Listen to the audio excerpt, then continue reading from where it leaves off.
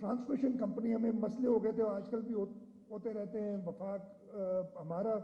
मुल्क इतना मैच्योर नहीं हुआ है, मल्टी पार्टी सिस्टम है, लेकिन चलो अच्छा है कि कुछ सालों से ऐसा होता है कि सूबों में एक पार्टी की हुकूमत होती है, वफाक में किसी और की होती है। हमें आइन के ज़रिए साथ मिलके और साथ चलना चाहिए। अभी हम असेंबलियाँ तोड़ने की बात कर रहे हैं, मैं शायद थोड़ा सा मैं कहता हूँ ना तोड़े तो अच्छा है, तोड़े तो और भी अच्छा है, इसलिए कि एक मैच्योरिटी आ जाएगी हमारे अंदर। हमारी आइन में इजाजत है, इलेक्शन स्टैगर्ड हो सकते हैं, क्यों ना हो। ये आजमाइश करनी है, ये भी करके देख लें। तो खैर वाहिद सूबा है जो ट्रांसमिशन कंपनी जिसने बनाई, और इसी वजह से ये सूबा हमेशा नजरों में भी होता है, इसलिए कि हम पाकिस्तान पीपल्स पार्टी की हुकूमत नए नए एक्सपेरिमेंट जरूर करती है, और हमारा सूबा इस मुल्क की एनर्जी बास्केट है, थरपारकर का कोयला, जिससे हम, जो कोई नहीं मानता था आज से 10 साल पहले, इसी वक्त 10 साल पहले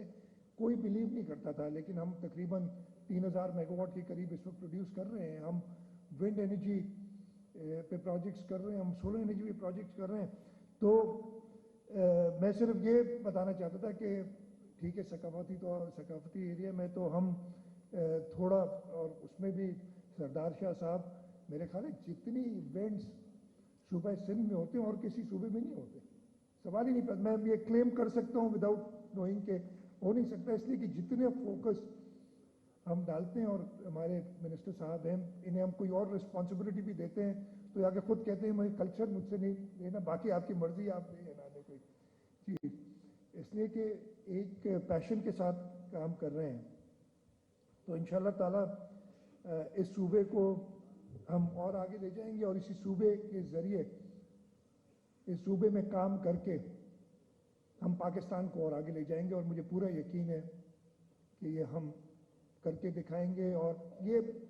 थोड़ी सी पीपल्स पार्टी को, हमारे चेयरमैन बिलावल भुट्टो जरदारी साहब जैसे उनके नाना बहुत ही कम उम्र में फेडरल मिनिस्टर बन गए, ये उससे भी कम उम्र में फेडरल फॉरेन मिनिस्टर बन गए, और पिछले 4-5 महीने में जो हम सालों, जब एक आइसोलेटेड मुल्क जिसको कोई बात करने के लिए जिससे तैयार नहीं था, ये हालत थी हमारी, उन्होंने हमारे जो अनफॉर्चुनेट, जो अल्लाह ताला की तरफ से आजमाइश आई थी, जो अनप्रेसिडेंटेड फ्लड्स थे इस साल, उसके बाद दुनिया को गैदर करके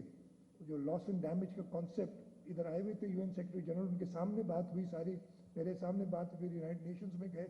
उधर उन्होंने सारा मैनेज किया, फिर ये COP27 में जाके कल्मिनेट हुआ वो सारी चीज़ें। ये सारी एक ये बड़ा, उससे कह सकता हूँ कि अगर कोई और फॉरेन मिनिस्टर होता तो ये सब पॉसिबल नहीं होता पाकिस्तान के लिए। हमने बड़े लोग देखे हैं पिछले दिनों में, बड़े एक्सपीरियंस्ड सो कॉल्ड लोग देखे जो सिर्फ पाकिस्तान को आइसोलेट कर सके और कुछ नहीं कर सके। क्या मैं ज़्यादा सियासत में जाता, मैंने कहा फिर बात बड़ी हो जाएगी, वो किसी और वक्त करेंगे या किसी वक्त निजी आपसे मुलाकात में करेंगे। अहमद शाह साहब ने एक प्रोग्राम बताया 14-15 दिसंबर या जनवरी ग्वादर से शुरू करेंगे। मैंने इनसे ग्वादर तक का वादा किया, मैं इंशाल्लाह साथ आपके आऊँगा, आगे का कुछ पता नहीं है। हाँ हाँ हाँ बिल्कुल भाई, मैं वो आजकल चीनी मैंने बंद की हुई है, इसलिए प्री डायबिटिक हो गया हूँ तो अपने हिस्से की चीनी भी अपने हिस्से की चीनी भी आपको थोड़ी, तो नहीं इंशाल्लाह अच्छा इनिशिएटिव है। और अगेन ये सूबा सिंधी होगा जो कि पाकिस्तान को आलमी तौर पे रिप्रेजेंट करेगा, और आर्ट्स काउंसिल का ये इनिशिएटिव है, और हुकूमत सिंध बिल्कुल इसमें आपके साथ होगी। उस पर मैं कर लूँगा, मेरी आज भी बात हुई थी एडमिनिस्ट्रेटर से, इसके ऊपर उन्होंने बात की थी। उसके मैं एक बार पहले भी फैजी रहमी के लिए एक और प्लान बनाया था हमने, उसको म्यूजियम बनाने के लिए उसमें एक इशू था कि जो उसके ओनर्स है जिन्होंने डोनेट किया था उसका कोई इशू था नहीं अभी, लेकिन उसकी अच्छा वो मुझे जो पता था, लेकिन मैं इसको देख के एक वाकई ऐसी बिल्डिंग शानदार खड़ी है और किसी काम की नहीं है और आपने वो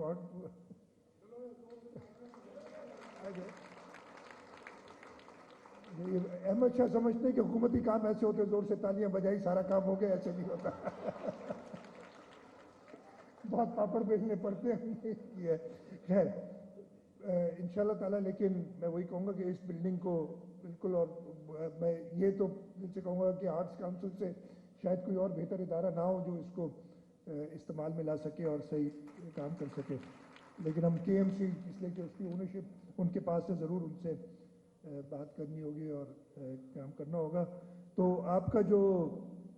इनिशिएटिव है ये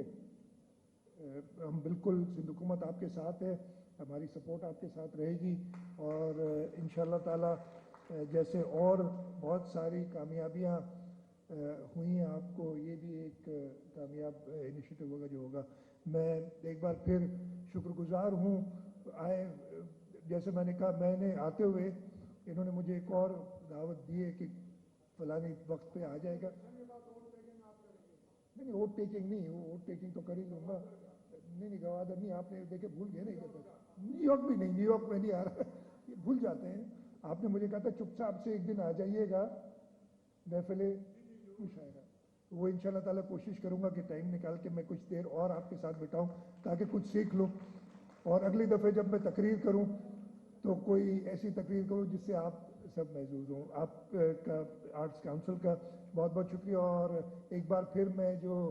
पूरे पाकिस्तान से बल्कि दुनिया भर से मंदूबीन आए हुए हैं इस आलमी उर्दू कॉन्फ्रेंस में, उन सबको खुशामदीद कहता हूँ। बहुत बहुत शुक्रिया। पाकिस्तान जिंदाबाद। वज़ीर आला सिंध सैयद मुराद अली शाह 15वीं आलमी उर्दू कॉन्फ्रेंस से कराची